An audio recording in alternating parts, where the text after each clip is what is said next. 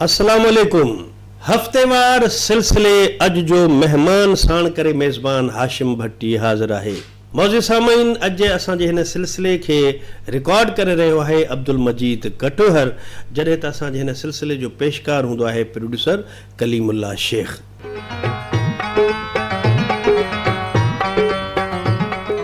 मौज़ूद सामीन, तव्हांखे बख़ूबी इहा ॼाण आहे त फ़नून लतीफ़ा सां जेके शख़्सियतूं लाॻापियल आहिनि, उन्हनि शख़्सियतुनि खे असां पंहिंजे हिन सिलसिले अॼु जे महिमान जी ज़ीनत बणाईंदा आहियूं। अॼु जेका महिमान शख़्सियत असांजे हिन सिलसिले में मौजूदु आहे, पाण प्रोफेसर बि आहिनि, अदीब बि आहिनि, शाइर बि आहिनि ऐं खोड़ सारा उनजी सुञाणप जा हिकिड़ा मुख़्तलिफ़ पहलू ऐं रुख़ आहिनि। कहिड़ियूं कहिड़ियूं मसरूफ़ियतूं आहिनि, कहिड़ो कहिड़ो हुननि कमु कयो आहे, उहा ख़बर तॾहिं पवंदी जॾहिं तव्हांजो मां उन सां तारुफ़ बि कराईंदुमि ऐं उन सां ॻाल्हि ॿोल बि कराईंदासीं। प्रोफेसर हसन शेख साहब अॼु जो महिमान आहे। प्रोफेसर हसन शेख साहब, अस्सलाम वालेकुम ऐं भली करे आयासीं। वालेकुम सलाम, महिरबानी साईं हाशिम भट्टी साहब, महिरबानी कलीमुल्लाह शेख साहब जन जी। हसन शेख साहब, सभ खां पहिरियों त तव्हांजो हस्बे रिवायत असां हिकिड़ो छा चवंदा आहिनि, पंहिंजी हिकिड़ी रिवायत बि रही आहे। तव्हां अॼुकल्ह मूंखे ज़ाती ख़बर आहे त ॾाढो मसरूफ़ गुज़ारियो था। ख़बर पई थी त यूनिवर्सिटी जे हवाले सां कॾहिं हैदराबाद वेठा हो, कॾहिं कंहिं जामशोर में वेठा हो, कॾहिं शालती यूनिवर्सिटी में बि खोड़ सारियूं तव्हांजूं उते मसरूफ़ियतूं आहिनि। उन्हनि सभिनि मसरूफ़ियतुनि मां असांखे अॼु तव्हां टाइम ॾिनो, मां तव्हांजो थोराइतो आहियां।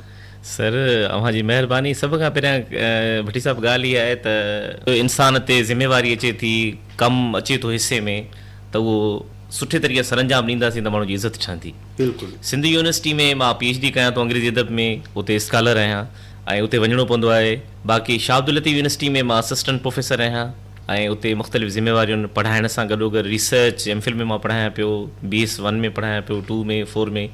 उनखां अलावा जेके बि एक्टिविटीज़ आहिनि, ख़ासि करे सरगर्मियूं आहिनि, इंटरनेशनल कॉन्फ्रेंसिस थियनि थियूं, प्री इंटी टेस्ट थिए थी या कॉन्वोकेशन थिए थी, या जेके वॾा मेजर इवेंट्स थियनि था, ॿाहिरों जेके स्कॉलर्स अचनि था, प्रोफेसर्स अचनि था, उन्हनि जे मान में जेके इवेंट्स थियनि था, प्रोग्राम थियनि था, उन्हनि जी मेज़बानी बि करणी पवे थी। ऐं हिकिड़ो माना सुञाणप जो हिकिड़ो हवालो बि आहे। शाइरी जेका आहे उहा ज़ात जो हिसो आहे, शख़्सियत जो हिसो आहे। पढ़ाइण लिखण इहे बसि ज़िंदगी जा मुख़्तलिफ़ जरकन रंग आहिनि। ज़िंदगीअ जो मेन मक़सदु ऐं मोटो बि इहो ई हुजणु खपे त असां जेके हिन दुनिया में ख़लकिया विया आहियूं त कुझु करे वञूं। बिल्कुलु करे वञूं। ऐं शेख़यात बि चयो त पंहिंजे घर मां ईअं वञे ॼण कोई महिमान, पंहिंजे घर मां ईअं वञे ॼण कोई महिमान, तुंहिंजा 4 किताब ई तुंहिंजो नाओ निशान, छा आहे इंसान, अखि बूटी जग बूटियो। भट्टी साहब, मां चाहियां थो त जॾहिं मां हिन दुनिया मां हलियो वञा त मां हिकिड़े सुठे उस्ताद तौरु ऐं सुठे शाइर तौरु माण्हुनि जे दिलनि में जीअरो रहां। वाह वाह वाह वाह, ॾाढी सुठी तव्हां ॻाल्हि कई। पर हाणे अॼु त ख़ुशी जो मौक़ो आहे, तव्हां असांखे मस त टाइम ॾिनो आहे, इहे मराइण जी ॻाल्हियूं न कयो। सो अलाह साईं तव्हांखे हयाती ॾे। सो रेडियो पाकिस्तान ते बि तव्हांजो खोड़ सारो वक़्तु गुज़रियो आहे, खोड़ तव्हां प्रोग्राम कया आहिनि। अॼु रेडियो खे छो नथा टाइम ॾियो, छा मसइलो आहे? साईं, रेडियो बिल्कुलु हिकिड़ी तरबियत गाह आहे। मां रेडियो जो हिसो रहियो आहियां। साईं मुख़्तियार मलिक साहब मूंखे इंट्रोड्यूस करायो हिते, ऐं ॿिया जेके बि प्रोड्यूसर साहिब आहिनि, मुसद मंगी साहब, साईं कलीमुल्लाह साहब, सभिनि सां हिकिड़ो मोहबत वारो सबंध रहियो आहे। ॻाल्हि इहा आहे त ज़िम्मेवारियूं थोरी वधी वियूं आहिनि ऐं ऑफिशियल ज़िम्मेवारियूं आहिनि यूनिवर्सिटी जूं। मक़सदु रेडियो जे प्रोग्राम खे तव्हां ज़िम्मेदारी नथा चओ? न, मां ज़िम्मेवारी चवां थो, पर ॻाल्हि इहा आहे त जेका मुंहिंजी बेसिक प्रोफेशनल रिस्पॉन्सिबिलिटी आहे, मिसाल तौर ते प्रोग्राम हले थो नओं सिज, उन वक़्तु मुंहिंजे क्लास जो टाइम आहे। कुझु बि थी वञे, झूड़ हुजे, मींहुं हुजे, मां वञी क्लास में पूरो टाइम ते पहुचंदुसि। इहा मुंहिंजी सुञाणप आहे। अच्छा, उन खां पोइ जेके असांजो रिसर्च बि आहिनि, ॿियूं एक्टिविटीज़ आहिनि, मां कोशिशि कंदुसि त जेको आहे कुझु वक़्तु कढी सघां रेडियो जे लाइ। मूंखे ज़ाती ख़बर आहे त यूनिवर्सिटी जा शागिर्दाणियूं तव्हां सां बेपनाह रखनि था, मोहबत बि रखनि था। उहो तव्हांजो पढ़ाइण जो कमाल आहे, तव्हांजे रवैये जो कमाल आहे, किरदार जो कमाल आहे। पर मां इहा शइ बि फ़ख़्री आहे तव्हांखे ॿुधायां त जेके रेडियो जा लिसनर्स आहिनि उहे बि तव्हां सां मोहबत कनि था, ऐं खोड़ सारा माण्हू असांखे ख़त बि लिखंदा आहिनि ऐं असांखे टेलीफोन बि कंदा आहिनि त हसन शेख साहब छो नथो प्रोग्राम। मां सम्झां थो त जॾहिं हिकिड़ो पढ़ियल लिखियल कंपेयर अचे थो रेडियो ते ऐं सुठो ॻाल्हाए थो, लिसनर्स हुनखे ॿुधनि था, लिसनर्स मुतवजा थियनि था, लिसनर्स प्यार करणु शुरू कनि था। मां जॾहिं बि रेडियो ते ईंदो हुयुसि त तयारी करे ईंदो हुउसि ऐं उन्हनि कलामनि जे हवाले सां, नरेशन जे हवाले सां कोशिशि कंदो हुउसि त जदीद खां जदीद, नई खां नई ॼाण जेको आहे लिसनर्स खे ॾिजे, कोशिशि कंदासीं। तव्हां बिल्कुलु रिसर्च करे पोइ वेंदा हो, पर तव्हां ॻाल्हियुनि में इहो चयो त जेको पढ़ियो लिखियो रेडियो जो कंपेयर, माना हिते तव्हांखे कहिड़ो कहिड़ो अणपढ़ियल लॻंदो आहे कंपेयर? न, मां ईअं नथो चवां, सभु सुठा आहिनि। ठीकु आहे। तव्हां साफ़ वारा सवाल था पुछो। सभु सुठा आहिनि, सभु भला आहिनि, सभिनि जे लाइ इज़त हाणे हल्के जो पंज हल्को बचायो ईअं बचायो न भाई असांजो सभु सुठा आहिनि, सभु सुठा आहिनि। शादी ख़ैर सां थियल आहे? हा सर, शादी थियल आहे। एॾी मसरूफ़ियतुनि खां पोइ टाइम घर खे कीअं था ॾियो? ॻाल्हि इहा त मां पंहिंजे पंहिंजे हिसे जो टाइम जेको आहे न उहो कढी छॾियो आहे। प्रोफेशनल ज़िम्मेवारियूं पंहिंजी जाइ ते, ॿार आहिनि मुंहिंजा, उन्हनि खे मां लुक आफ्टर कंदो आहियां, उनखे ध्यानु ॾींदो आहियां। मां जेकॾहिं यूनिवर्सिटी में बि आहियां त उनजे ट्यूशन जो टाइम थिए थो त फ़ोन कंदुसि घर वारे खे त ट्यूशन जो टीचर पहुतो न पहुतो, छा सिलसिलो आहे। वरी राति जो ॿारनि खां पुछिबो छा पढ़ियो छा न थियो, ऐं स्कूल वारनि सां जुदा कनेक्टेड हूंदुसि हर हवाले सां। छो त हीअ जेकॾहिं मुंहिंजा ॿार सुठी जाइ ते पहुचंदा त मां एज़ अ वालिद जेको आहे पंहिंजे पाण ते फ़ख़्रु महसूसु कंदुसि। ॿियनि खे मां पढ़ायां त ॿिया ॿार आहिनि उनखे सिमर, माना मुंहिंजी ज़िंदगी ईमानदारी जो वॾो कंट्रीब्यूशन रहियो आहे सर। पंहिंजा ॿार ईमानदारी जे हवाले सां जेको मां बि मुशाहिदो बि कयो आहे, पाण त भाइरनि वांगुरु दोस्त जी भाइर वॾा भाइर आहियो। जीअं तव्हां बहैसियत सुठे वालिद जे अॼु पंहिंजी औलाद जी तरबियत करे रहिया आहियो, ईअं ई तव्हांजे वालिद तव्हांजे लाइ बिल्कुलु बाबा मुंहिंजे लाइ बिल्कुलु उनजो अगरि ज़िक्र असां प्रोग्राम में न कंदासीं। मां क्लास में बि ॿारनि खे ॿुधाईंदो, ॿार पुछंदा आहिनि तव्हांजे पोयां जेको आहे कामयाबी जो रस्तो केरु आहे, सभ खां पहिरियां मुंहिंजी अम्मा ऐं मुंहिंजो बाबा। सही, मुंहिंजे लाइ ज़िंदगी में वॾी वॾी मीरास उहे आहिनि। उन खां पोइ मुंहिंजा उस्ताद जिन मूंखे पढ़ायो। हज़रत अली साईं फरमाइनि था दुनिया उन्हनि माण्हुनि खे इज़त जी निगाह सां ॾिसंदी आहे जेके पंहिंजे उस्तादनि जो एतिराम कंदा आहिनि। जिन मूंखे प्राइमरी में पढ़ायो, हाई स्कूल में, अॼु बि मां उन सां मिलंदो आहियां त मां उनखे झुकी मिलंदो आहियां, निविड़ी मिलंदो आहियां। ऐं यकीन कंदो भट्टी साहिबु जेकॾहिं मां पंहिंजे उस्तादनि जो 100% एतिराम कयो त अलाह सुब्हानो तआला मूंखे 200% खां वधीक मुंहिंजे वालिदैन जो कंट्रीब्यूशन आहे, मुंहिंजे उस्तादनि जो कंट्रीब्यूशन आहे, ऐं ॿियो थोरी घणी महिनत बि आहे।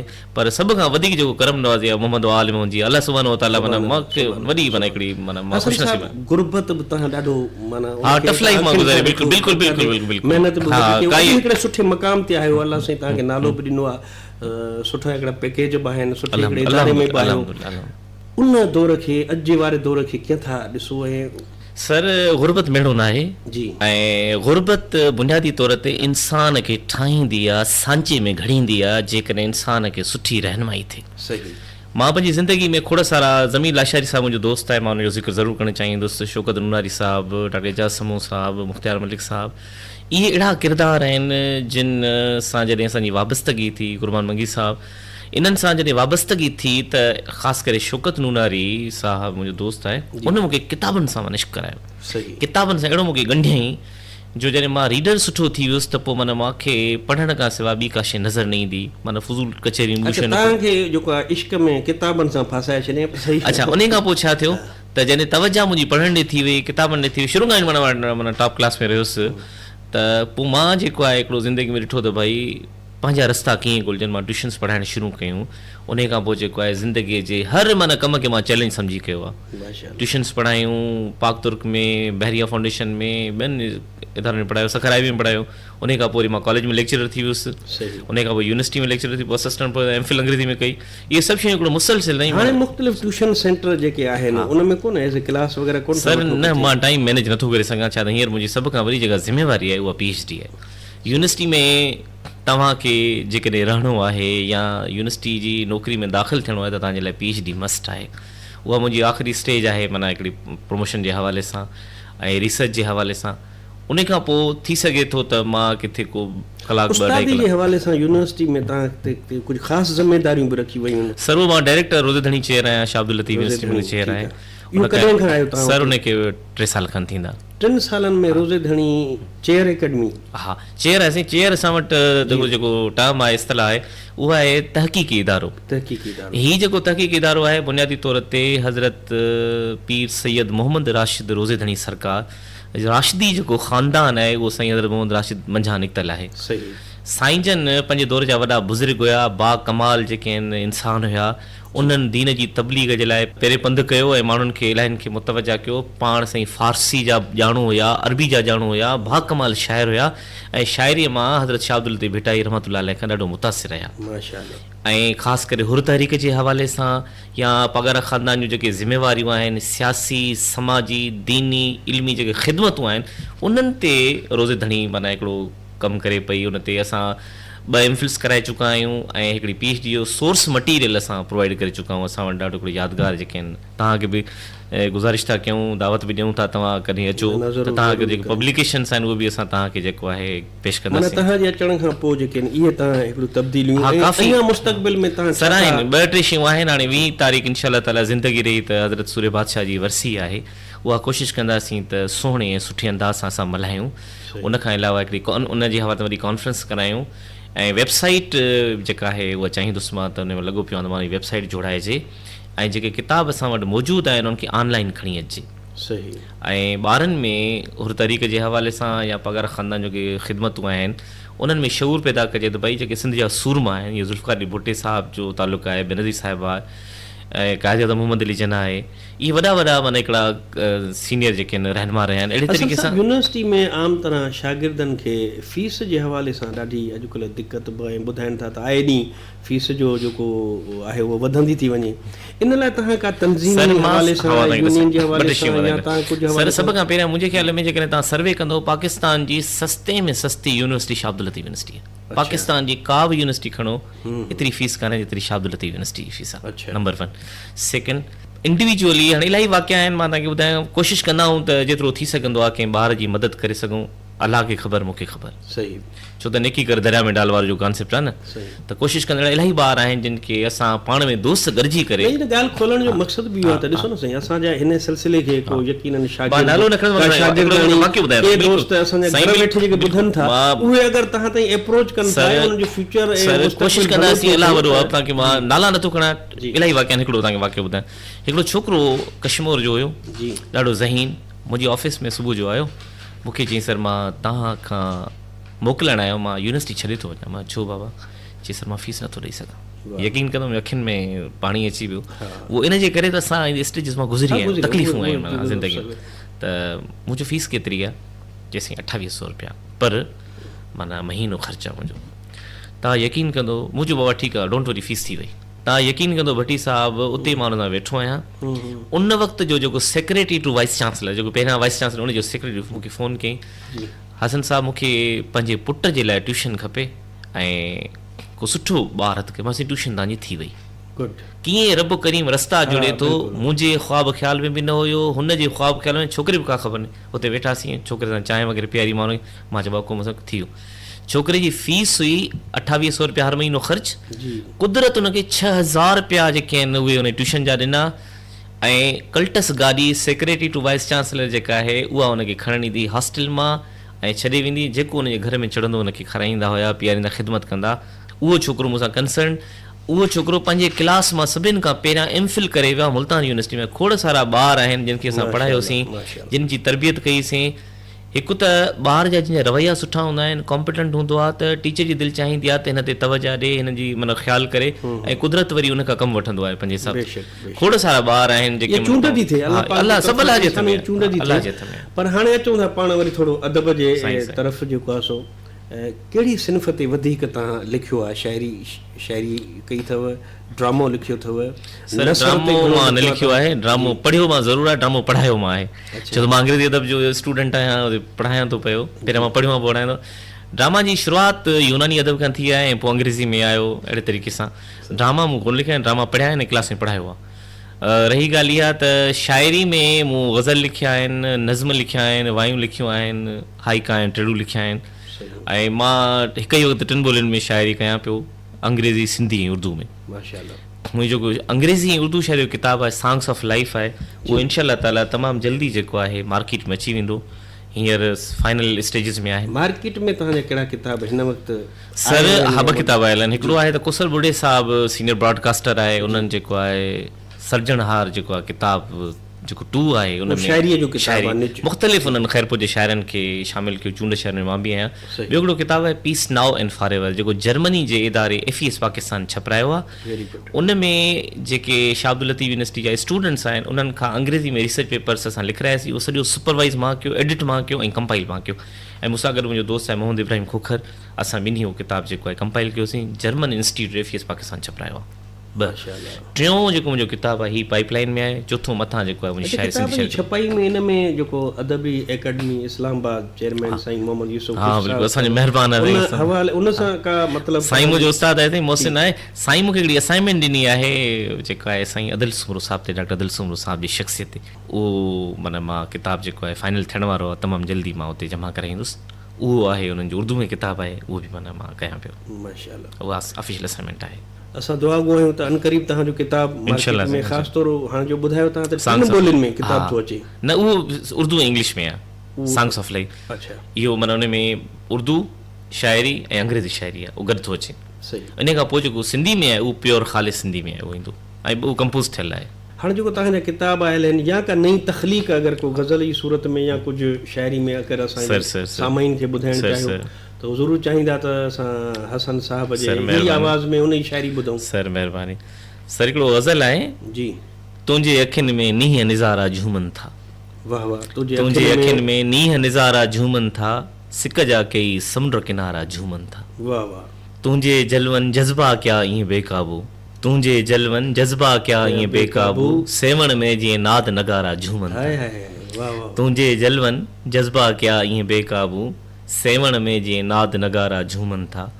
दिल जो आगुर अंधेरे सां पूरियल हो, दिल जो आगुर अंधेरे सां पूरियल हो, तुंहिंजे आए चंड सितारा झूमनि था। वाह वाह वाह वाह। दिल जो आगुर अंधेरे सां पूरियल हो, तुंहिंजे आए चंड सितारा झूमनि था। साह असांजो तुंहिंजी मुठि में क़ैद आहे, साह असांजो तुंहिंजी मुठि में क़ैद आहे, मुंहिंजी दिलि में तुंहिंजा नारा झूमनि था। वाह वाह वाह वाह वाह। होलीअ वारा रंग हणी वई चेहरे ते, होलीअ वारा होलीअ वारा रंग हणी वई चेहरे ते, जोबन रुत जा पल ई सारा झूमनि था। वाह वाह वाह वाह। उडरी विया सभु दर्द हसन जे जीवन जा, हाय, उडरी विया सभु दर्द हसन जे जीवन जा, चोॾसि तुंहिंजा टहक ओ प्यारा झूमनि था। वाह वाह। तुंहिंजे अखियुनि में नीह निज़ारा झूमनि था, सिक जा कई समुंड किनारा झूमनि था। वाह। हसन साहब, इहा शाइरी, इहो ख़ासि तौर अहिड़े क़िस्म जी गज़ल कॾहिं भाॼाई खे वेही बि ॿुधायव या उन कॾहिं शक कयो त इहो कंहिंजे लाइ एॾो सारो जेको आहे ख़्यालु पेश साईं था जे कयो? करे हुनखे को फ़ोन करे न जी। त ऐं मुंहिंजे लाइ का बि शइ चवंदो हुनखे यकीन न ईंदो। माना एॾी ताईं साख हा बिल्कुलु बरक़रार आहे। अच्छा, मां जेका बि शइ लिखी आहे पहिरियों हुनखे ॿुधाईंदो ईअं न साईं? हा बिल्कुलु। पर अंग्रेज़ी उनखे ईअं चवंदा हूंदो न त इहो ख़्यालु या शाइरी तुंहिंजे लाइ आहे त उहा कॾहिं कॾहिं चवणो पवंदो आहे, कॾहिं न बि चवणो पवंदो आहे। बसि हाणे भाॼाई ज़रूरु असांजो हीउ सिलसिलो न सही ॿुधंदी आहे, हूंदी बिल्कुलु, बिल्कुलु। ऐं हाणे हुनखे पक थिए त इहा शाइरी सिर्फ़ु तव्हांजे लाइ न आहे मुंहिंजी भेण, थोरो हसन साहब ते नज़र बि रखो, ख़्यालु बि रखो। सो हसन साहब, ही भोग ठका तव्हां साईं, सां, महिरबानी। छो जो तव्हां सां हुजत बि आहे, बिल्कुलु, मोहबत बि बिल्कुलु आहे। ड्रामे जे सिन्फ़ खे तव्हां ॿुधायो त पढ़ायो बि ॾाढो आहे, पढ़ियो बि, बिल्कुलु। पोइ छो न तबाह आज़माई था कयो ड्रामे खे? सर मुंहिंजे ख़्याल में ड्रामे लिखण जे लाइ ॿिया दोस्त मौजूदु आहिनि। मां सम्झां थो त मां तहक़ीक़ वधी करे सघां थो, जी शाइरी भली करे सघां थो, ॿियनि जो राय वटि मां सुठो लिखां थो, मतिलबु आहे मां मज़मून सुठा लिखी सघां थो, मां मेज़बान सुठो थी सघां थो ऐं ड्रामो लिखी सघिजे थो, को मसइलो कोन्हे को। पर ड्रामे ते मुंहिंजो लिखण ते कॾहिं ख़्यालु न वियो आहे, छो त का बि ड्रामो कराइजे तव्हांखां एज़ ए एक्टर? ओ न साईं, ड्रामो करे न। अयाज़ गुल साहब जो हिकिड़ो शेर थो यादि अचे, रुगो हुल हंगामा आहिनि, माण्हू सचपच ड्रामा आहिनि। हाय हाय। रुगो हुल हंगामा आहिनि, माण्हू सचपच ड्रामा आहिनि, जीवन जी आखाणीअ में ॾुख फुल स्टॉप ऐं कम आहिनि। सही। हर माण्हू ज़िंदगी में जेको आहे अदाकार आहे, अदाकारी करे थो। पर मां गज़ल सम्झां- सवेर ॿुधायो, गज़ल खां पोइ हाणे छा था ॿुधायो असांखे का शाइरी? हिकिड़ी वाई तव्हांखे वाई मां ॿुधायो। शेयर कयां, उहा बि जेका आहे ही वाई उस्ताद अब्दुल गफ़ूर सुमरे साहब आवाज़ टीवी ते ॻाई आहे। जी। तुंहिंजे ॻाल्हियुनि जा पखी मुंहिंजे दिलि जी ढंढ ते यादि काई विया छॾे, वाह। तुंहिंजे ॻाल्हियुनि जा पखी मुंहिंजे दिलि जी ढंढ ते यादि काई विया छॾे, पाण गुज़रियासीं जितां पेर पंहिंजा हा उते यादि काई विया छॾे, वाह।